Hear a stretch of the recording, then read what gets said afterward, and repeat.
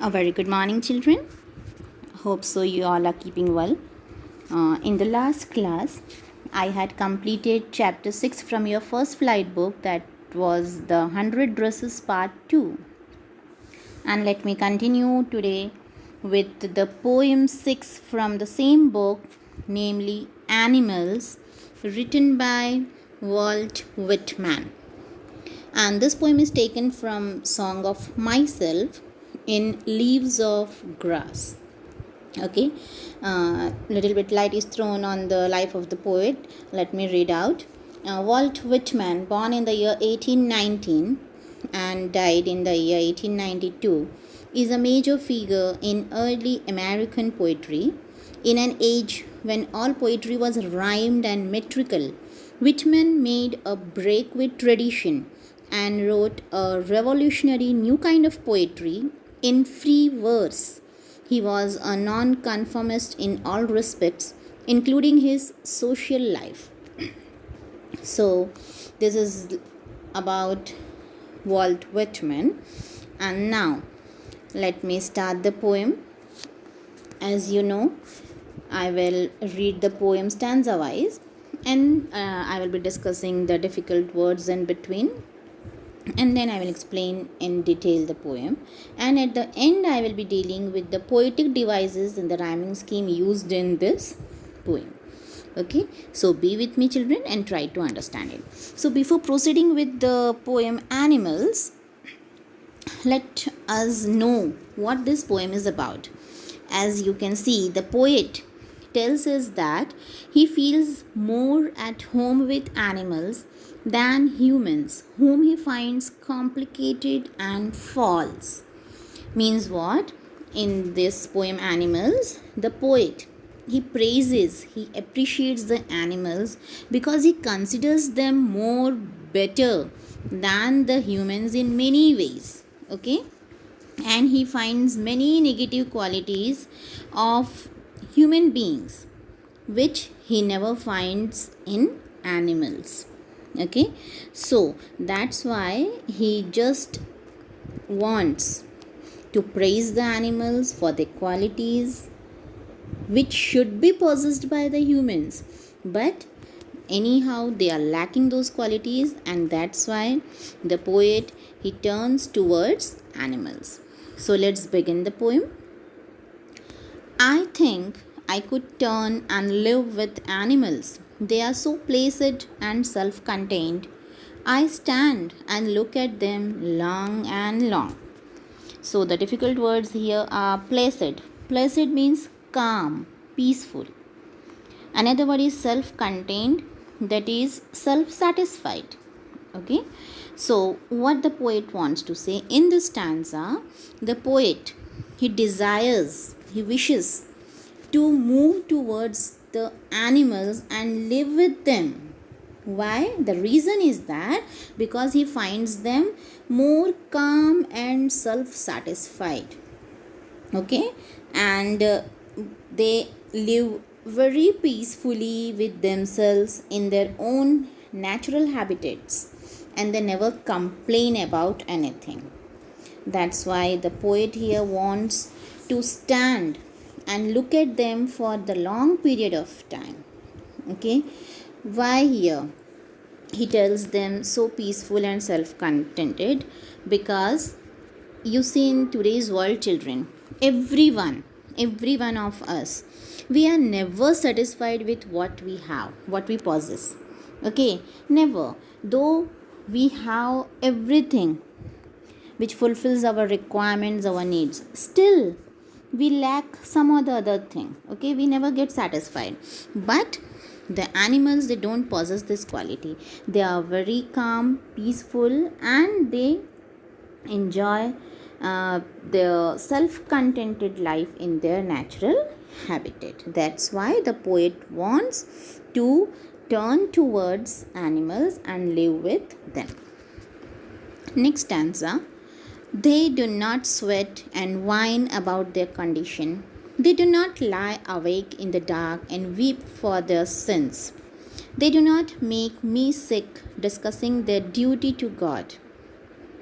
So, what the poet wants to say further.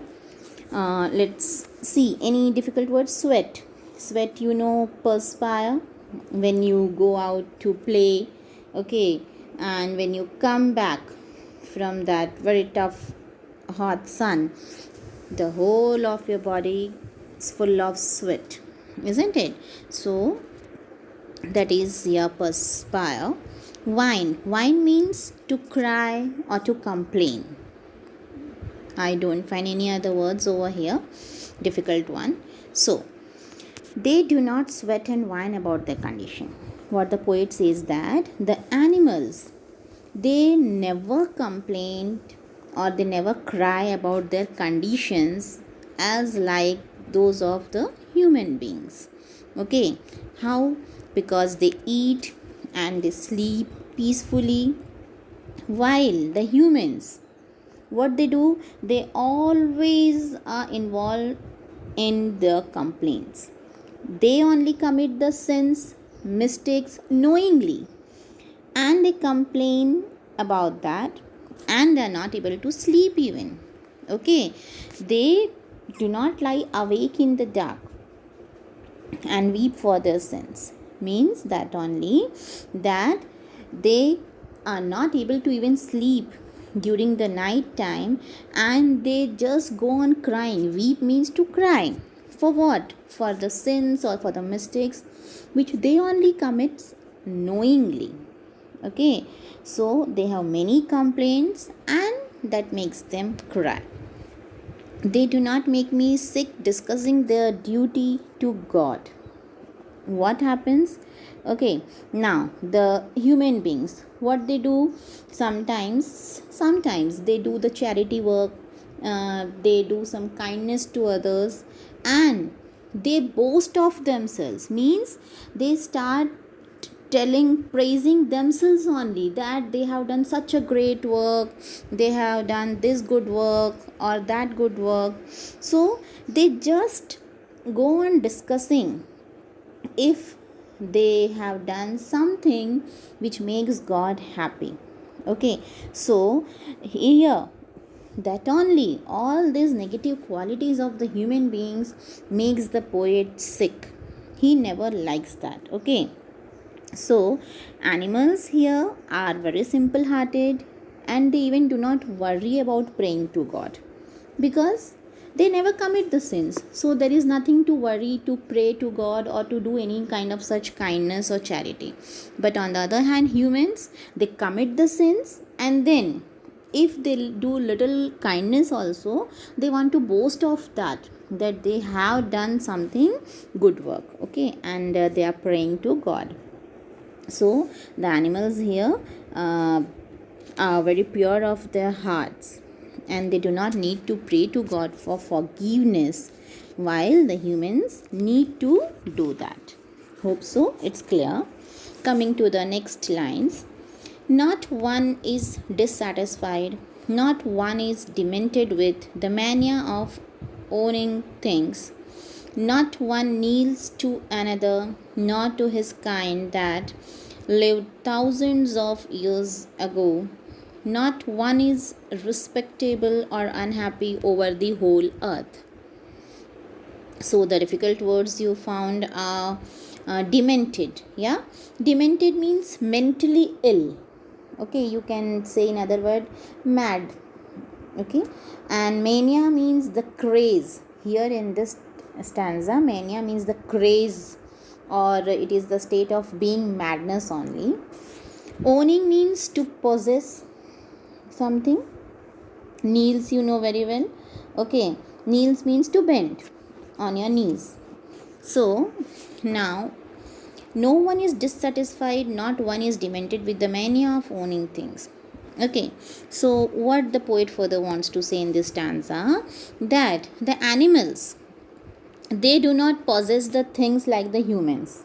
Okay, and still they are contented. Contented means satisfied without getting all such material things even. Okay, they are satisfied, self-contented. But humans, on the other hand, possess many things, yet are always dissatisfied, and they need more and more. Okay, so this only the poet calls as the mania. Mania means the craze or the madness for possessing more and more things, never getting satisfied with what they have. That is the craze being shown, which is also the negative quality being described by the poet here for the human beings. Okay, and what else?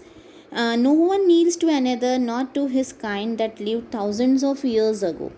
Means what? Animals, they do not need to pray, okay, as the humans do, because animals, they are uh, they are never unhappy, they are always happy. They do not need to respect one or insult the other. Why?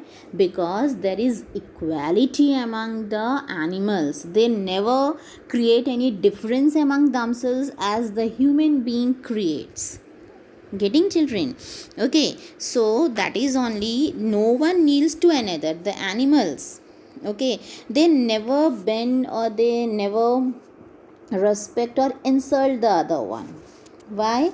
Because there is the positive quality of equality among themselves.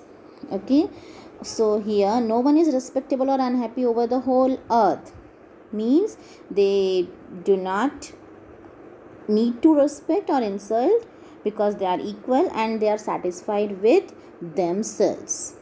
Okay, now coming to the next stanza. So they show their relations to me and I accept them.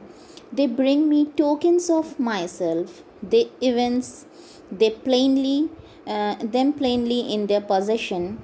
I wonder where they get those tokens. Did I pass that way huge times ago and negligently drop them? So here the difficult words are tokens. Token means sign. SIGNS, signs. Signs means, what I mean to say, you might have heard, children, if you gift something to your friend, so what you use the word, this is just a token of love from my side. Okay, that is a sign of love I am showing by presenting a gift. So that only, that token is overused here. Evince. Evince means to show. Plainly means clearly. Possession, to keep something, to possess something. Negligently means carelessly. Okay, so the poet says that the animals, they show their relations to him. It means that animals seems to have what the humans had once. Okay, I hope you understood. So here now the animals are showing all those qualities that the humans used to possess. Okay, few years back. Now they have lost all those qualities which the animals possess now. And that only is being shown by animals to the poet, and that's why he likes the animals more than the humans. Okay, what are those qualities? We can say those qualities are self contentment, okay, and their innocence which they possess. So they remind the poet, the animals, they remind the poet of all these qualities. And even he reminds the poet about the lost values of the humans over here. Okay, they bring me tokens of myself. Tokens here means those qualities only. Tokens here is referred to those qualities.